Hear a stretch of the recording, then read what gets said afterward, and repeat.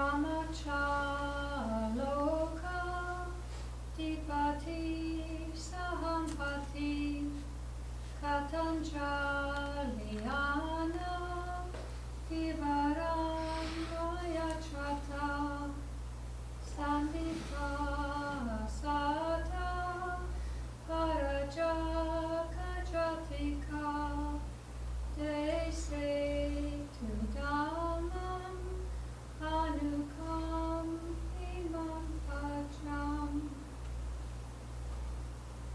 Do you sing in a choir? Yeah, I used to. Very nice. It's my only chance now.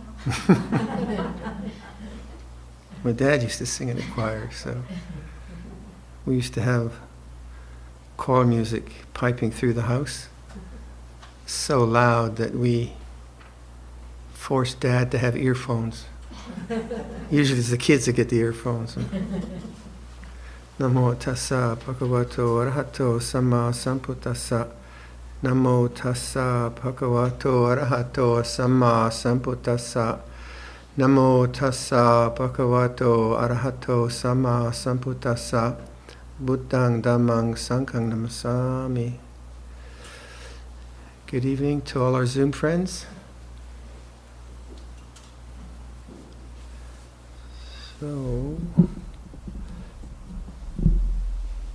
So all good? Yeah? All good? Okay.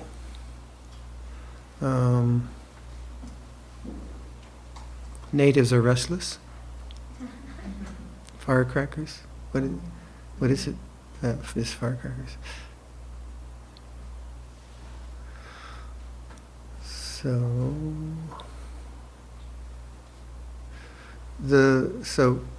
right meditation in Theravada Buddhism should be in the context of the Four Noble Truths, and I think that's important. And so just to remember, there is suffering, there's the cause, there's the end, and there's the path that leads to the end of suffering.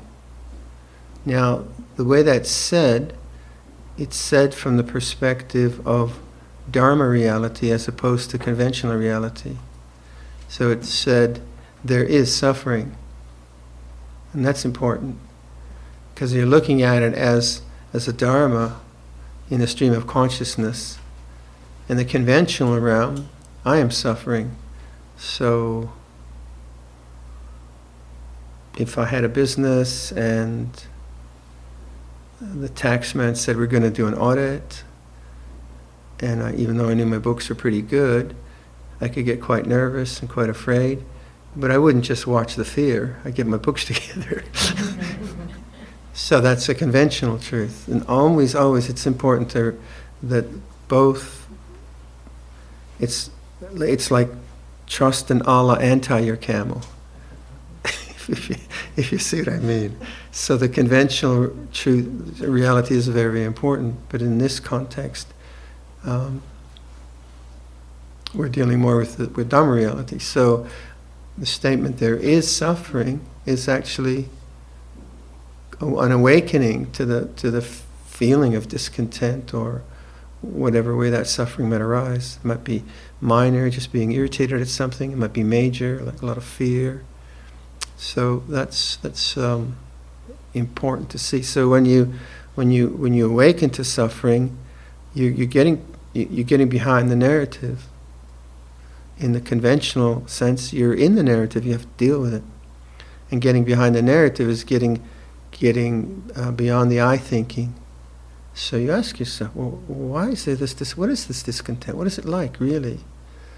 Well, it's because of those tax men or women. Women in the tax department, I'm sure. No, it's not that. It's something deeper. It's a Dharma reality. And what's that? Oh, fear. Okay, so that's seeing fear as an object. And then you have the path, really. And then you can start to make choices and practice. If you don't get that and you're just in a narrative, then conventionally you can deal with it, but you don't really deal with the heart of the matter. So I've as an analogy, I've been given a very fantastic rug loom, which is really fantastic. I mean, it's really fantastic. And so I've been, like I said, I'm down this rabbit hole of rug weaving right now, and it's very interesting on so many levels. But one of the things that just, so if I make a mistake in the weaving itself, and I then see the mistake, and I know how to go backwards, and which pedals to press, and etc., I can unweave it.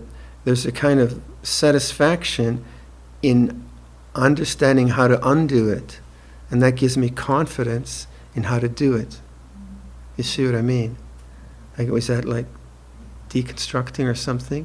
And it's an interesting form of confidence. It comes from a mistake, but I look at, okay, why is that?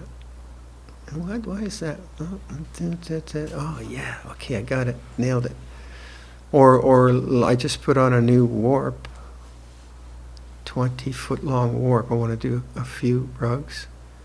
So the math is interesting. This 20, so it's 20 foot, 150 times. So it's 3,000 feet of string. If you get that wrong, it's like spaghetti junction. So it's a lovely manual challenge, intellectual challenge, and so on. But this idea, and then so I put a new warp on, and there were like 4 or 5 mistakes, but I spotted them, before I'd started weaving much, and I could correct them. Again, that same sense of confidence and satisfaction. Okay, I know what I'm doing here. Nice feeling. So in the same way, I think the Four Noble Truths are your kind of go-to when all else fails. Read the instructions. And the instructions, you're suffering. Yeah? And so awaken to suffering.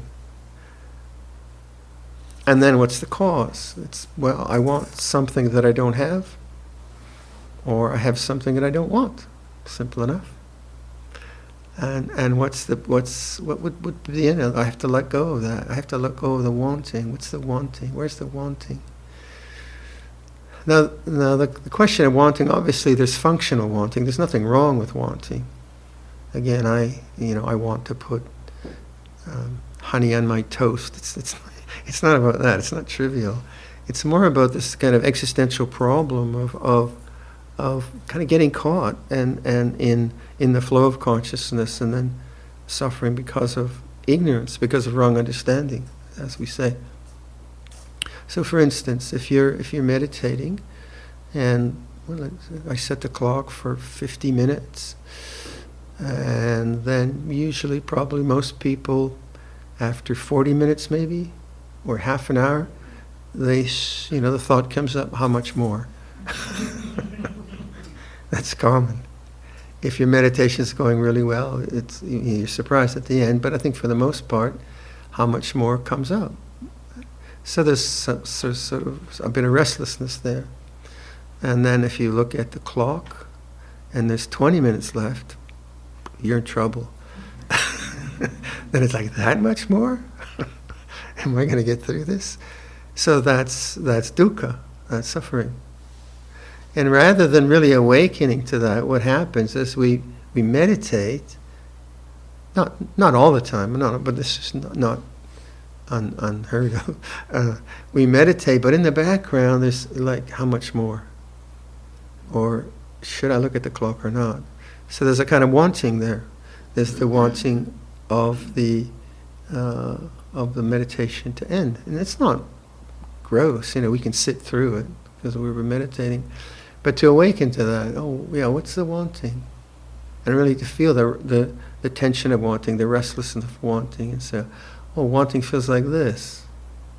Now this is a feeling of time, or a feeling of I'm not getting anywhere, whatever it might be. You don't have to verbalize it. Once you get a hold of that, then you're really in the present moment. And that's what we're trying to do. We're trying to sustain present moment awareness for long periods of time. And it's not a big deal, but it is a big deal in terms of the quality of the meditation. So when all else fails, read the instructions, but we can inadvertently, we can be heedless around that. We keep trying. It's not that we kind of give up and walk out and go to the movies. We keep trying, but the refinement of present moment awareness is a kind of skill that you get better and better at, and the fluctuations of suffering become more and more apparent, and you go back to the drawing board, wanting. What do I want? Or you don't even know, what do I want? Just what does wanting feel like? What does suffering feel like? So you're coming back to the same basic principle of awareness of the way things are. Third noble truth is desirelessness, or the cessation of desire, put it another way. The cessation of desire then sounds like an event, doesn't it, to me?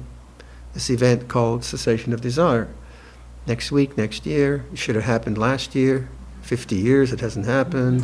What the heck's going on? I shouldn't have done this. Something like that. But desirelessness, to me, is a kind of more helpful word, I think, because it points to something I can know right now. And it is the cessation of desire. Desirelessness is a cessation of desire. But when I put that word into my practice, into my mind, desirelessness, it creates a kind of mirror reflection to actually what kind of energy I'm putting forth into paying attention. And so this language that I use, non-becoming, non-resistance, desirelessness, is the language of attitudes, and it's in line with the Four Noble Truths. But it's not an event that you have to get later on. It's something you can notice right now, like desirelessness. What would that mean? What does that feel like? So the kind of capacity to inquire in a silent way for me is makes it really interesting and very, very important. I like inquiry.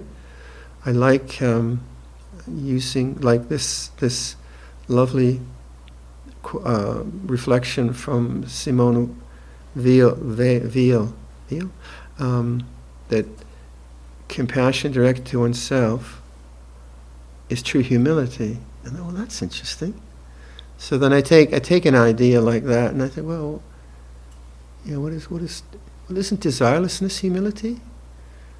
It's not all analytical, but I come to the same conclusion that the heart which is open and present and silent is really the path. What I would like to constantly remember.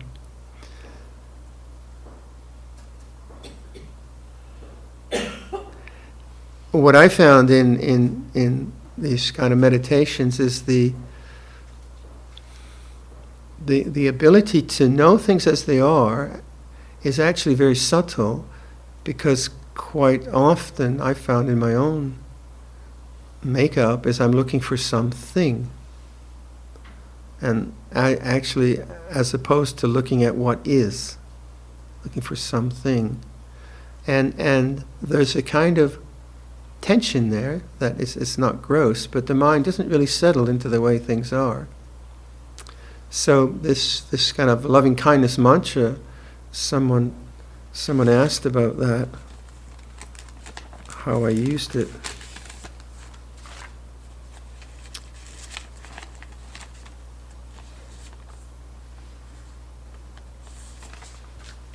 Eeny, meeny, miny, mo. Where are you? Okay, here it is. This afternoon you suggested working through latent tendencies, etc. No. You have found the mantra, I have loved you, I have always loved you, I will always love you, helpful. This is using right effort, right thought. Question. Are you loving the monk Viradhammo, turning the tables? Are you loving negative, are you loving negating the negative conditional commentary? The path? Are you loving the knowing the relationship of seeing the object in the background in awareness? Or are you all this? I'd say all the above and none. So, just to explain where I'm coming from with this. So my own practice is lots of time I just get intuitions. I guess we all do, don't we? You say, well, and I like to read across disciplines, and I talk a lot with people, and so for some reason these thoughts came up. I love you. I've always loved you, and I will always love you. I said, really? I said, okay, I'll give it a go. Let's see what happens. So then I just used it a lot, and then I began to see its relevance to my own mind. Now, when you're considering Dharma reality, you're considering stream of consciousness, and then there is no real other person. It's just stream of consciousness. And in stream of consciousness, if one puts in wholesome states of mind, then that's going to be very beneficial for stream of consciousness, because that will be the way that stream of consciousness evolves and responds and then abides in that kind of. So it's not, to me, it's not like, it doesn't need all that breakdown of definition. Don't really care, I just say it. And then the effect of that was that, okay, when like I can suffer if I have had an exchange in dialogue or something, and I feel I've been ineffective in some way.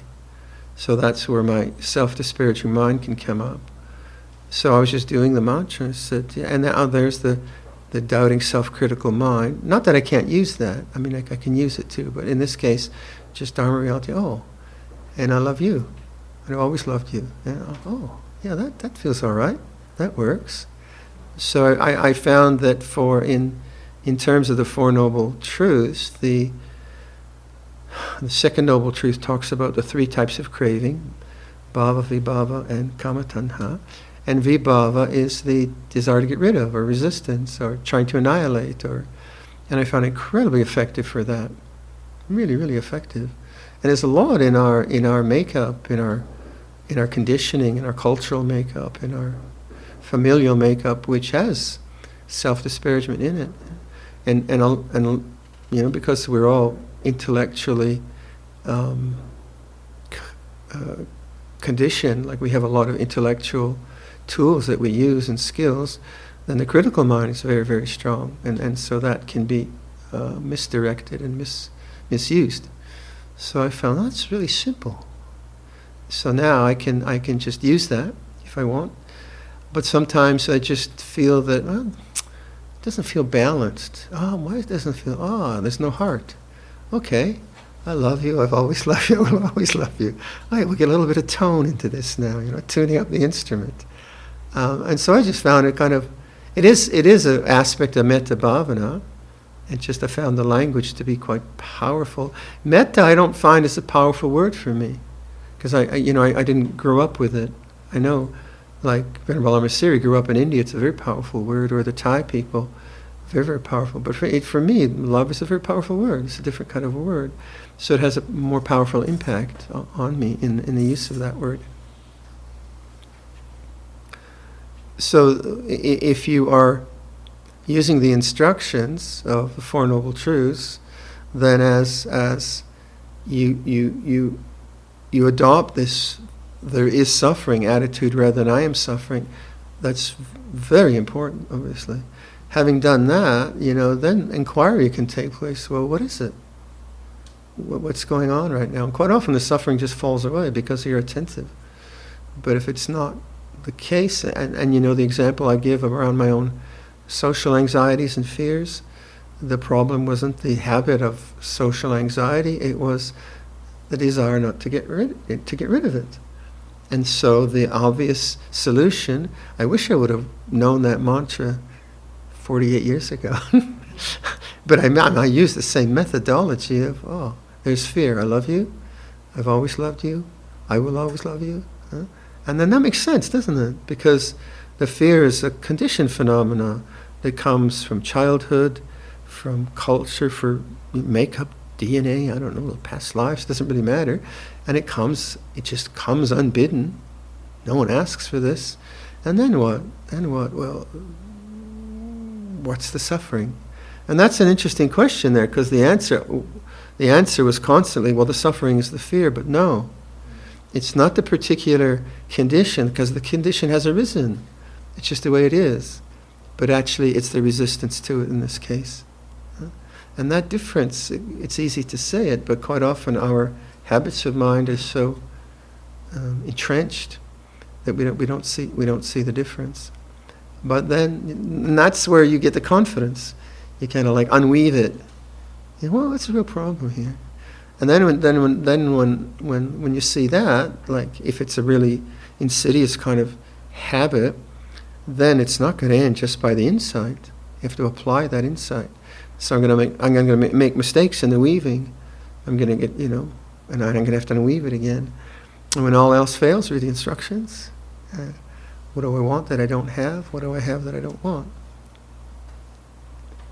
So I found that just that simple model of awakening to suffering, and Lompo Sumedho, that's his core teaching, and I'm his disciple, Ajahn Chah. And sometimes that core teaching is dismissed as being beginner's Buddhism. No, you want the emptiness, man. You want that really. Well, yeah, but why don't you just trust in this? Trust in this. So when you start to use the language of non-desire, desirelessness, you start to, oh yeah, it's really relaxed. And then the attention has the purity of non-desire. There's no agenda. And then what happens is you have a mystical experience. And then the next day it's gone. And then you try for the next 5 years to have a mystical experience. And you forget the instructions.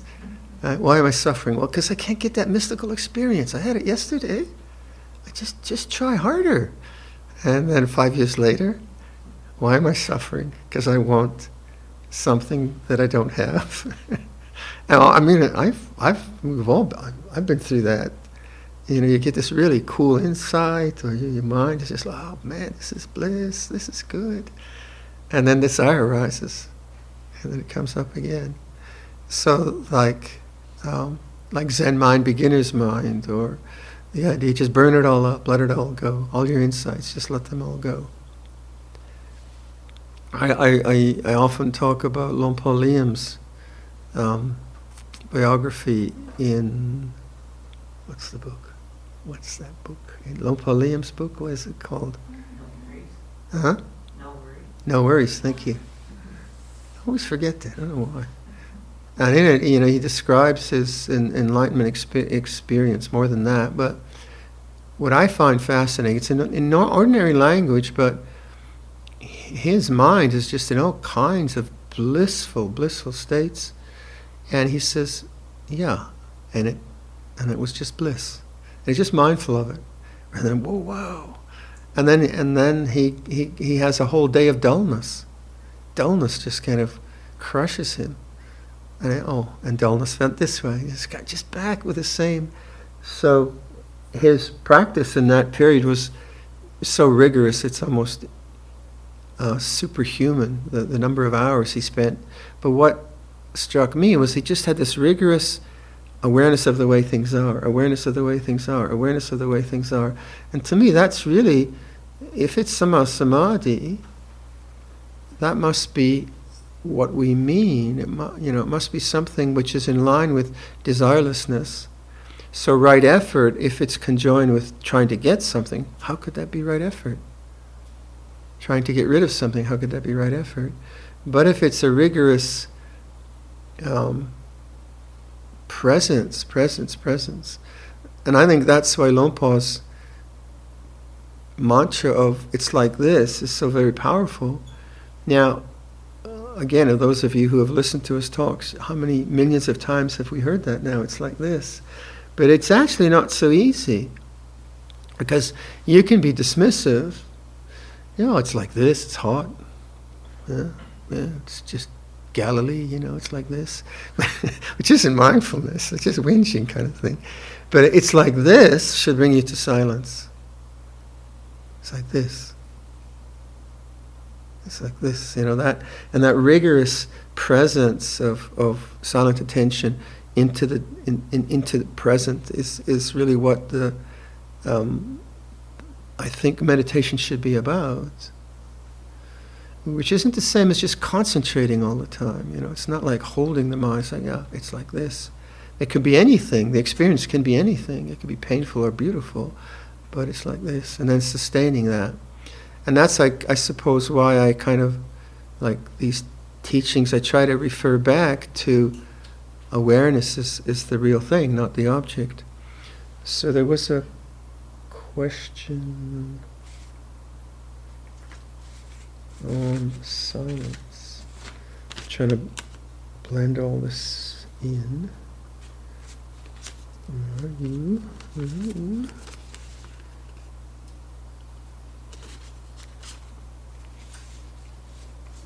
Question about the dog.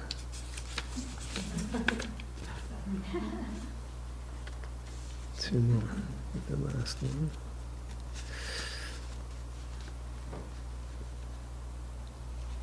Can I get a refresh on your definition of silence? Is it the absence of thought? Something else? If it is the absence of thought, how is it different from awareness? It's the absence of thought. It's just silence, which is the absence of thought. And why I stress it, because people can be aware, but they can be commenting all the time. Just that kind of inner comment, dialoguing, or basically thinking. And yet they're present. They're present to that. So why I emphasize that is like really, it's like this,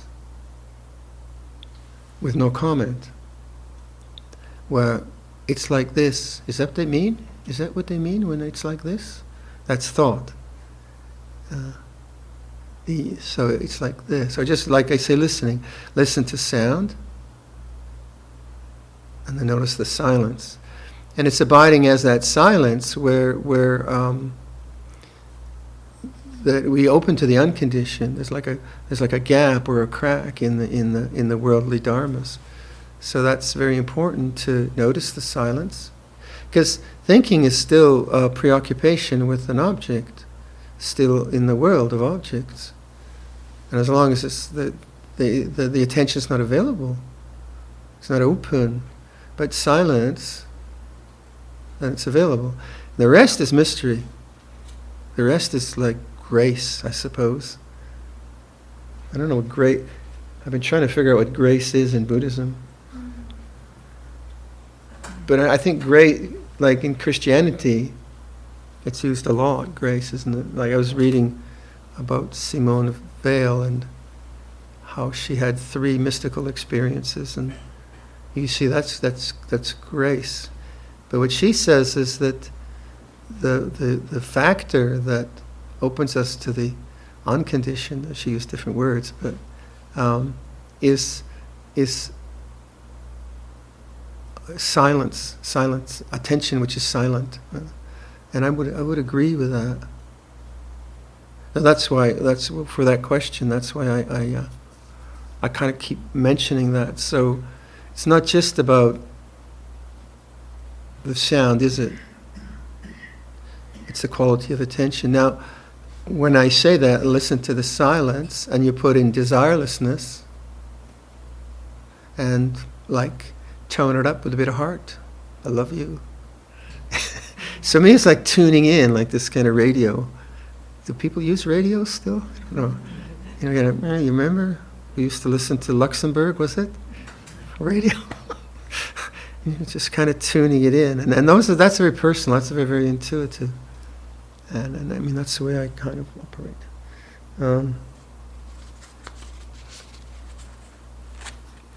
My practice outside this retreat is 20 minutes every morning with a cup of coffee.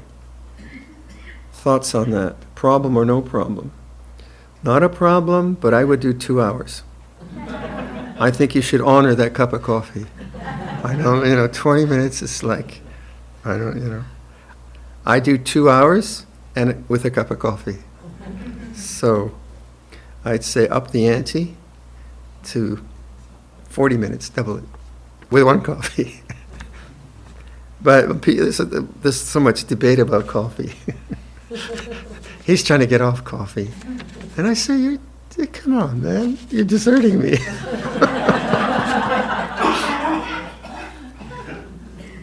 I think, what do we got?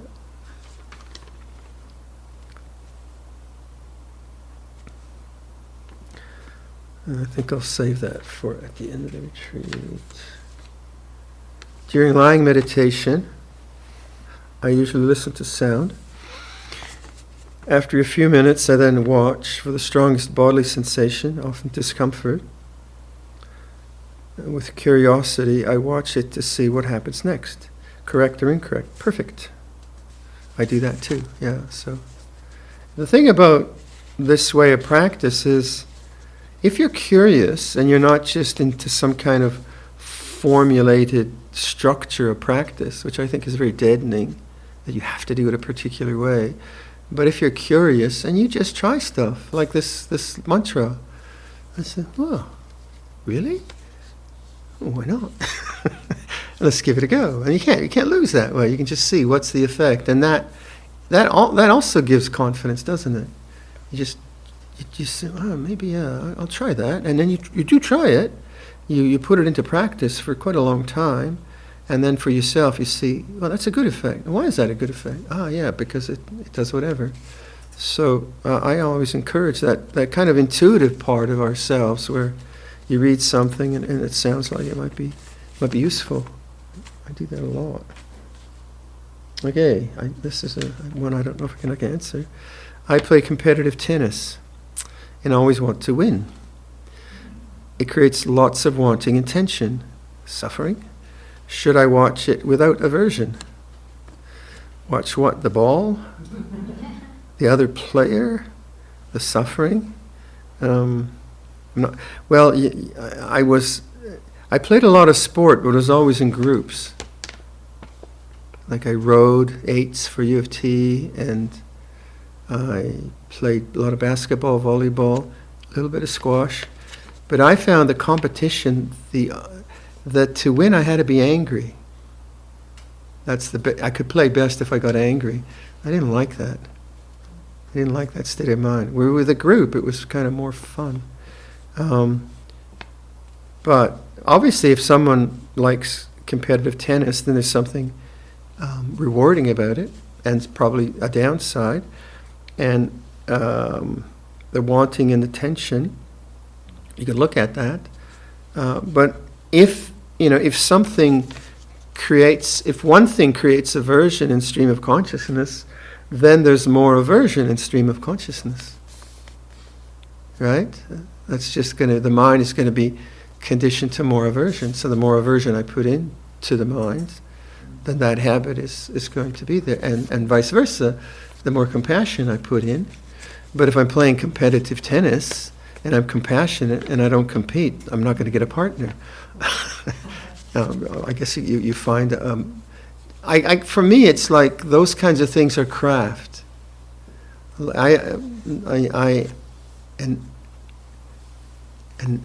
Analogize, is that a word? I make an analogy with craft where with doing like furniture or weaving, you want to make a good thing. I don't want to just whack it together. I want the challenge of making a good thing, and yet I can suffer if it's not a good thing.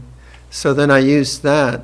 I use craft a lot actually for looking at perfectionism and self-criticism. Because I usually, if I make something, I can't look at it for a month because I can see all the flaws. And then a month later I say, well, that's not bad. So I know that's the critical mind. But then I use craft to understand that part of my mind. Both the feelings, I can't do this, so okay, I'll do it. And then the feelings of pride or the feelings of self-criticism. So, I'm always actually aware of the mind and cultivating it in that way. So if it was analogous to if tennis, competitive tennis analogous to craft, well, how can I really do this well? Really, really do it well, and not muck about, but not get caught in all the emotions of win and loss, I guess. But then I've not really been in that realm much.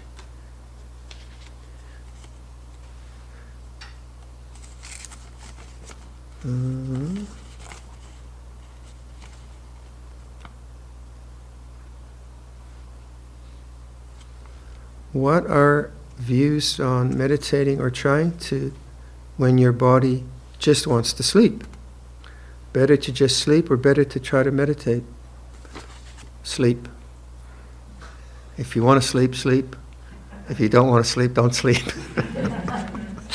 Because my insight of it is that as a young monk, we would have one meal a day, and the meal would be finished by 8:30, roughly. Yeah. So we'd go in 8:30, 9 o'clock, and that would be the meal for the day. So it was a pretty heavy piece of rice in my stomach, and mostly it was just sticky rice. So all your consciousness would be down here, and then I'd say, well, Ajahn Chah says, you should meditate after the meal, directly after the meal. And I could nod for 3 hours. Then I'd get up and I'd walk. Then I could nod in the walking. But then I found, why don't you just have a rest? A reasonable thing. And then I'd have I'd rest for 30 minutes or 45 minutes. Then my meditation would flow right through the evening. So I'm a advocate of napping. And when people say to me, I don't nap, I say, really? What's your problem? As a kind of prideful thing. It's great. One of the joys of life. But I suppose it's individual. But I found that pushing through sleep, I had to, in the forest tradition, we don't continue this practice at Tisran, or most of the monasteries don't do this, but once a week on the lunar quarters, we would have an all-night meditation. And the expectation was you give it a go. You just meditated till alms round at 6 and then went on alms round. And I had actually a couple of seizures because of lack of sleep. So I kind of messed myself up. But what I did learn from that I shouldn't do it, first of all, go without sleep. But I did see how much aversion I had to not being able to lay down. So getting through that aversion was a good ascetic practice in that way, but it didn't give a good result for me, kind of trying to...